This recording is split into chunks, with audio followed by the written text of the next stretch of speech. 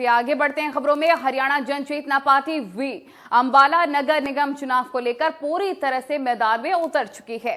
Party की तरफ से मेयर पद की प्रत्याशी शक्ति रानी शर्मा ने नामांकन भी दाखिल कर दिया और नामांकन दाखिल करने से पहले वो शहर के गुरुद्वारे में भी गईं और पार्टी की जीत के साथ ही अंबाला के विकास की कामना भी की। इस दौरान उनके साथ पूर्व केंद्रीय मंत्री विनोद शर्मा भी मौजूद रहे। नामांकन के बाद उन्होंने साफ किया कि विकास और रोजगार उनके लिए प्राथमिकता होगी। मजबूत टीम के साथ अंबाला नगर निगम चुनाव को फतेह करने के मकसद से उतरी हरियाणा जन चेतना पार्टी वी लगातार चुनाव प्रचार में जुटी है। पार्टी की तरफ से मेयर पद की प्रत्याशी शक्ति रानी शर्मा खुद डोर टू डोर कैंपेन कर वार्ड प्रत्याशियों के लिए वोट की अपील कर रही है। इस बीच बुधवार दोपहर करीब 1 बजे शक्ति रानी शर्मा ने मेयर पद के लिए नामांकन भी दाखिल कर दिया। किसी भी अच्छे काम से पहले गुरु को याद किया जाता है। ऐसे में हरियाणा जन चेतना पार्टी वी की उम्मीदवार शक्ति रानी शर्मा सुबह के वक्त ही माथा टेकने शहर के गुरुद्वारों में गई। उन्होंने पार्टी की कामयाबी और अंबाला शहर के विकास के लिए गुरुद्वारों में शीश नवाया और अरदास भी की।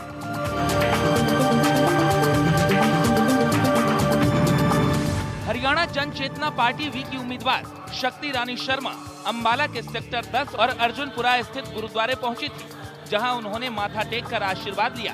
साथ ही वहां मौजूद लोगों से भी मुलाकात की। इस दौरान पूर्व केंद्रीय मंत्री विनोद शर्मा भी उनके साथ रहे। अंबाला के लोगों में हरियाणा जन चेतना पार्टी वी के प्रत्याशियों के लिए खासा उत्साह देखा जा रहा है। यही वजह रही कि जब हरियाणा जन चेतना पार्टी वी की मेयर पद की उम्मीदवार शक्ति रानी शर्मा नामांकन के लिए पहुंची तो उनके चेहरे से जीत का भरोसा साफ झलक रहा था। पूर्व केंद्रीय मंत्री विनोद शर्मा के साथ नामांकन के लिए अंबाला के एडीसी दफ्तर पहुंची शक्ति रानी शर्मा ने नामांकन की प्रक्रिया पूरी की और एक बार फिर अंबाला के युवाओं को रोजगार दिलाने का मुद्दा प्रमुखता से उठाया। सबसे पहला और सबसे अहम मुद्दा हमारा विकास का है और नौकरियों का है।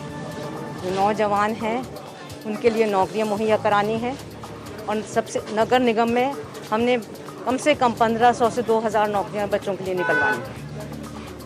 बहुत समय हो गया इन बच्चों को जॉब्स नहीं मिली हैं, घर घर में बच्चे बेकार फिर रहे हैं और सबसे अहम मुद्दा हमारा विकास है और विकास में नौकरियां ही अहम है।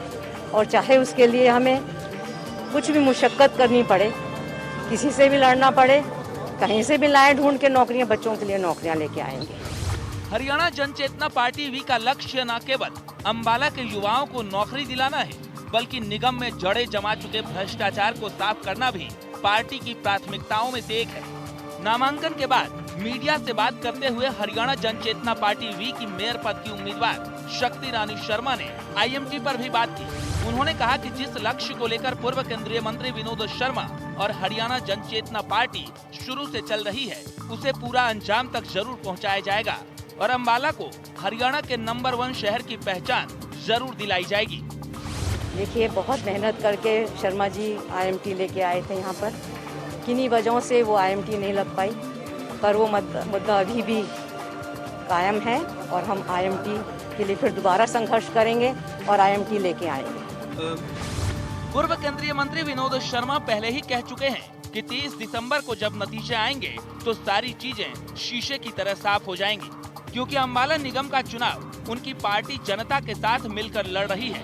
इस वक्त किसानों का मुद्दा भी लोगों के लिए जरूरी बना हुआ है और हरियाणा जन चेतना पार्टी वी ने पहले ही साफ कर दिया था कि उनकी पार्टी पूरी तरह से किसानों के साथ है।